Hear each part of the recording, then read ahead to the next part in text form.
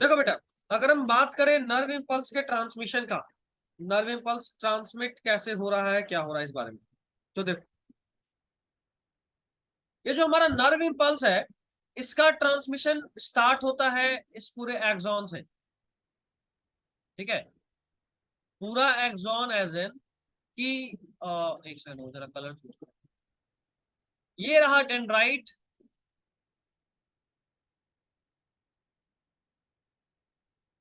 ये रहा cell body, ये रहा एक्सॉन, और ये वाला पार्ट है एक्सॉन टर्मिनल, इसको कि हम यहाँ पे इससे दिखा रहे हैं, ये एक्सॉन टर्मिनल यानी एक्सॉन का एंड या नर्व एंडिंग इसको आप बोल सकते हो। ठीक है, प्रॉब्लम्स और उसके सॉल्यूशन दोनों के बारे में सोचना। डेंड्राइट ब्रांच्ड है यानी ये अलग अलग जगह से इंपल्स को अपनी तरफ ले सकता है। डेंड्राइट्स ब्रांच्ड है यानी अलग अलग जगह से इंपल्स को अपनी तरफ ले सकता है। इससे होता क्या है, इससे होता क्या है ये देखो, डेंड्राइट से इंपल्स आया, सेल बॉडी होते हुए एक्सॉन होते हुए नर्व एंडिंग तक चला गया। लेकिन लेकिन इस नर्व एंडिंग के बाद गैप है, इस नर्व एंडिंग के बाद गैप है, गैप जिसको ये पिंक से दिखाए हैं, देखो ध्यान, इस नर्व एंडिंग के बाद गैप है, देख रहे हो। और यहीं पे प्रॉब्लम है कि आखिर अगर हम बात करते हैं कि ये जो नर्व इंपल्स है वो एक इलेक्ट्रिकल इंपल्स है, अगर ये नर्व इंपल्स एक इलेक्ट्रिकल इंपल्स है तो इस नर्व एंडिंग के बाद इस गैप में कैसे फ्लो करेगा? इलेक्ट्रिसिटी क्या गैप में फ्लो कर सकता है, हाँ या ना? इलेक्ट्रिसिटी क्या गैप में फ्लो कर सकता है? ये लोग कोई नहीं बोल रहा यार, रिस्पॉन्स करो। आयुषी फ्लो कर सकता है? अगर कोई गैप है, जैसे मान लो यहां तक वायर है, यहाँ पे करंट फ्लो कर रहा है और अगला वायर यहाँ है, तो क्या नहीं इस सर। गैप में करंट फ्लो करेगा? नहीं सर। नहीं करेगा। बट नहीं। एक चीज आप पढ़ोगे अभी फिजिक्स में, इसका भी ब्रेकिंग होता है। इंसुलेशन जो है ये भी ब्रेक करता है, अगर इलेक्ट्रिसिटी का बहुत ज्यादा वैल्यू हो, पोटेंशियल डिफरेंस बहुत ज्यादा क्रिएट हो जाए तो वो ब्रेक हो जाता है इंसुलेशन, और वहां गैप से भी फ्लो कर जाएगा। ठीक है, लाइटनिंग का यही तो कैरेक्टर है, या आप बोलो कंसेप्ट है। क्लाउड्स पे चार्ज होता है, बादल पे चार्ज होता है, लेकिन अगर वो चार्ज का डिफरेंस बहुत ज्यादा बढ़ जाए तब जो एयर है ना वो भी इंसुलेटर से क्या बोलते हैं, कंडक्टर की तरह बिहेव करता है और चार्ज फ्लो कर जाता है, दैट इज लाइट। तो यहाँ पे बहुत ज्यादा डिफरेंस तो आएगा ही नहीं, क्योंकि अगर बहुत ज्यादा डिफरेंस आएगा सबसे पहले झटका से हम लोग मर जाएंगे। तो इस गैप को कैसे फिल करता है, कैसे क्लियर करता है, यहाँ पे एक खास पॉइंट है, याद रखिए। 3 पॉइंट, ये जो साइनेप्स है, ये जो गैप है साइनेप्स, वो 3 पॉइंट में या 3 पार्ट में बटा है। एक है प्री साइनेप्टिक यानी साइनेप्स के पहले वाला पार्ट, साइनेप्स का आगे वाला पार्ट, पुराने वाले फर्स्ट नर्व का नर्व एंडिंग, फिर वो क्लेफ्ट, फिर वो गैप बीच में ये जो दिख रहा है पिंक पिंक पिंक पिंक, और फिर पोस्ट साइनेप्टिक, साइनेप्स के अंत वाला पार्ट यानी सेकेंड न्यूरॉन का डेंड्राइट, देख रहे हो, पोस्ट साइनेप्टिक ये। समझ में आया यहां तक? बोलो। साइनेप्स का 3 पार्ट होता है, प्री साइनेप्टिक, साइनेप्टिक क्लेफ्ट और पोस्ट साइनेप्टिक, तीनों मिलकर बनता है साइनेप्स, तीनों मिलकर बनता है साइनेप्स। ठीक है, एक सेकंड बेटा बच्चा।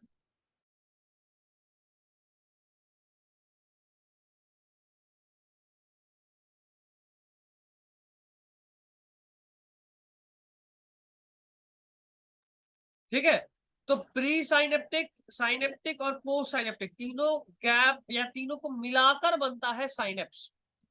ये जो गैप होता है उसमें एक फ्लूइड फिल्ड केमिकल होता है। ठीक है, फ्लूइड फिल्ड केमिकल, नॉर्मली वो एसिटाइल कोलिन होता है। अच्छा ठीक है, फ्लूइड फील्ड केमिकल, इस केमिकल को एसिटाइल कोलिन बोल रहे हैं। ये केमिकल जो है वो एसिटाइल कोलिन, ठीक है। देखो ये जो साइन है ना, ये वाला पार्ट, इसको जूम करें, नर्व एंडिंग है, देखो ये है नर्व एंडिंग। नर्व एंडिंग में देखो बहुत सारे साइनेप्टिक नॉब्स, इसको क्या बोलते हैं, साइनेप्टिक नॉब।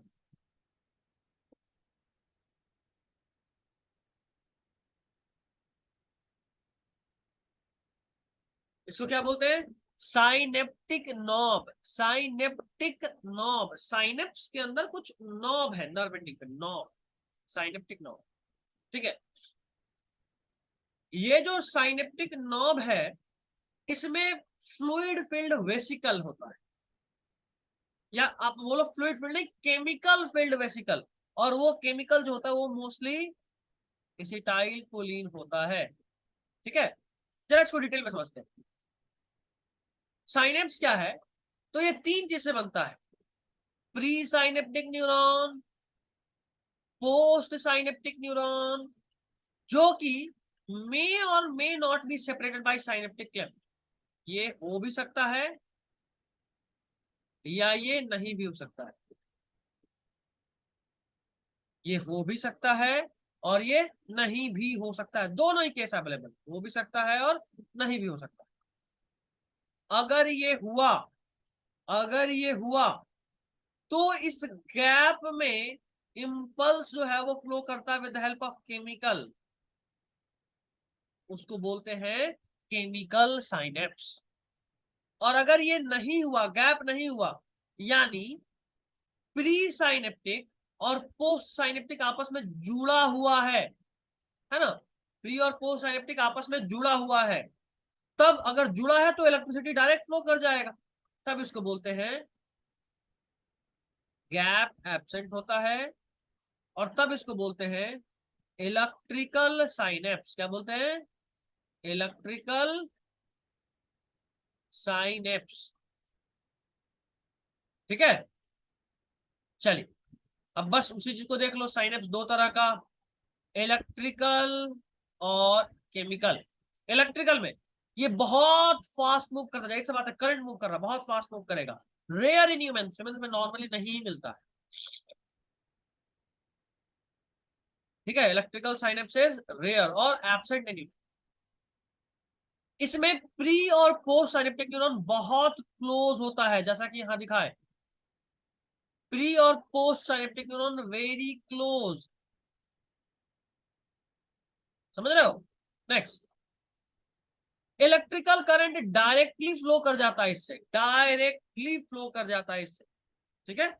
अब आते हैं केमिकल साइनेप्स।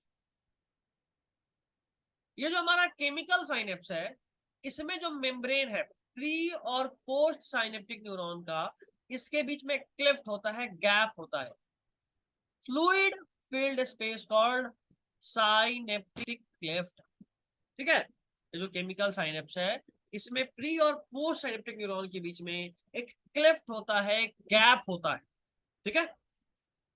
एक खास तरह का केमिकल, जैसे मान लो यहां एक साइनेप्स है, एक न्यूरॉन,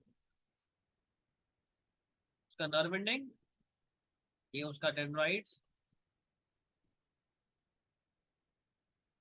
मे बी यहां से कोई इंपल्स आया, ऐसे होता हुआ इधर से होता हुआ इधर से होता हुआ नर्व एंडिंग तक गया, यहां जाने के बाद अब अगले न्यूरॉन के बीच में गैप है, अगला न्यूरॉन मान लो यहां पे है,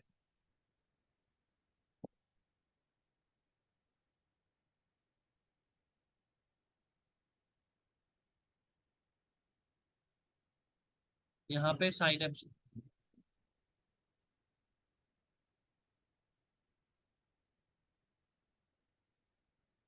ठीक है। तो अब जो यहाँ पे इंपल्स आया था, वो इस गैप को कैसे क्रॉस करेगा, तो क्या होता है कि ये जो इलेक्ट्रिकल सिग्नल इधर से आया है ना, इधर से जो इलेक्ट्रिकल सिग्नल आया है, ये यहाँ पे केमिकल सिग्नल में कन्वर्ट होता है, केमिकल सिग्नल। और वही केमिकल सिग्नल है एसिटाइलकोलिन, यानी न्यूरोट्रांसमीटर, वही केमिकल सिग्नल है न्यूरोट्रांसमीटर, नॉर्मली होता है एसिटाइल कोलिन नॉर्मली होता है एसिटाइल कोलिन, यहां से आया, वो आगे गया, फिर से सेल बॉडी गया, एक्सॉन गया, नर्व एंडिंग गया। ठीक है, तो यहाँ पे ये जो सिग्नल है केमिकल के फॉर्म में, इसी को बोलते हैं न्यूरोट्रांसमीटर। तो देखो, chemicals called neurotransmitter are involved in transmission of impulse at these synapses। कैसे? तो these axon terminal, ये these axon terminal contain vesicle, जो बताए थे, filled with these neurotransmitter, इसी के अंदर भरा होता है ये न्यूरोट्रांसमीटर। जैसे कि नॉर्मली जो हम जानते हैं वो है एसिटाइल कोलिन। आगे देखो, जैसे ही इंपल्स पहुंचता है इसी एक्सॉन टर्मिनल पे, एक्सॉन, ये एक्शन पोटेंशियल क्या है ये आगे बताऊं। जैसे ही इंपल्स यहां पहुंचा इस जगह पे, तो क्या हुआ, ये स्टिमुलेट करता है मूवमेंट ऑफ साइनेप्टिक वेसिकल, जो कि जाकर प्लाज्मा मेम्ब्रेन से फ्यूज होकर अपना न्यूरोट्रांसमीटर को साइनेप्टिक गैप में गिरा दे, रिलीज कर दे। ठीक है, जैसे ही मान लो ऐसा है, इस तरह से दो चीज, जैसे ही यहां से जो इंपल्स इधर से शुरू हुआ था घूमते हुए यहां पहुंचा ना, यहां से इस गैप है, इस गैप को क्रॉस कैसे करेंगे, तो इस गैप को क्रॉस करने का तरीका क्या है कि इस जगह पे, खासकर इस जगह पे, यहाँ पे ये केमिकल रिलीज करेगा, जो केमिकल इस गैप पे फ्लो करेगा, यहां पहुंचेगा और सेम वैसा ही इंपल्स जनरेट कर देगा। ठीक है, ये कहानी। ठीक है, release transmitter post synaptic neuron के रिसेप्टर पे बाइंड करता है और ठीक वैसा ही इंपल्स जनरेट कर देता है। ठीक है, उसके बाद ये जो पोस्ट न्यूरॉन था, यानी जो बाद वाला न्यूरॉन था, जैसे मान लो ये एक न्यूरॉन था, इंपल्स लेकर गया,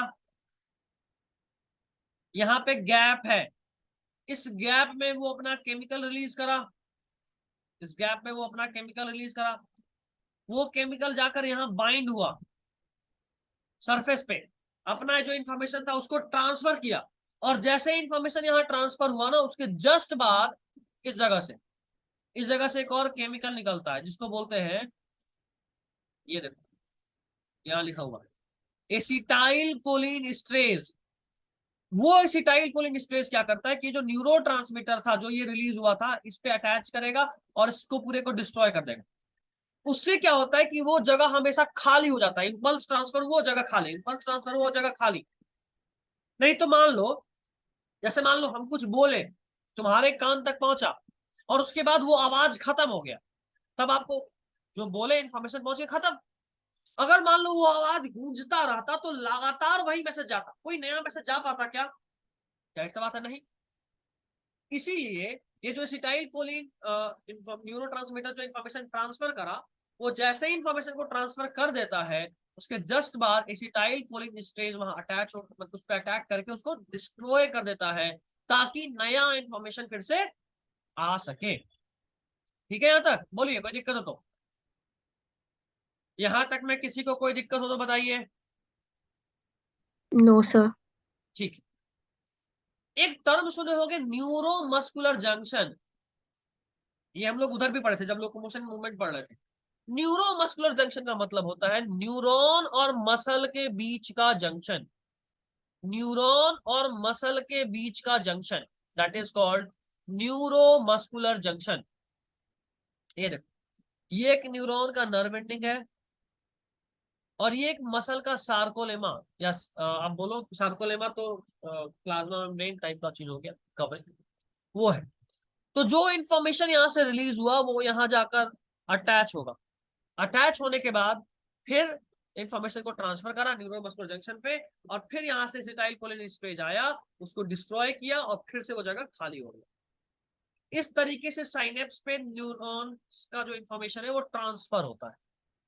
ठीक है, बताइए, एक बार वापस पूछ रहा हूं, किसी को कहीं कोई दिक्कत है इसमें, या आगे बढ़ो? सब लोग बोलेगा एक बार, आफरीन, आफिया, आयुषी, सोनाली, बोलिए, कोई दिक्कत? No sir. No sir. ठीक है, फिर दिक्कत नहीं तो ये स्लाइड अभी यहीं पे खत्म हुआ। अगले सेशन यानी अभी जस्ट इसके बाद एक और लिंक जाएगा, उसमें अगला टॉपिक स्टार्ट करते हैं।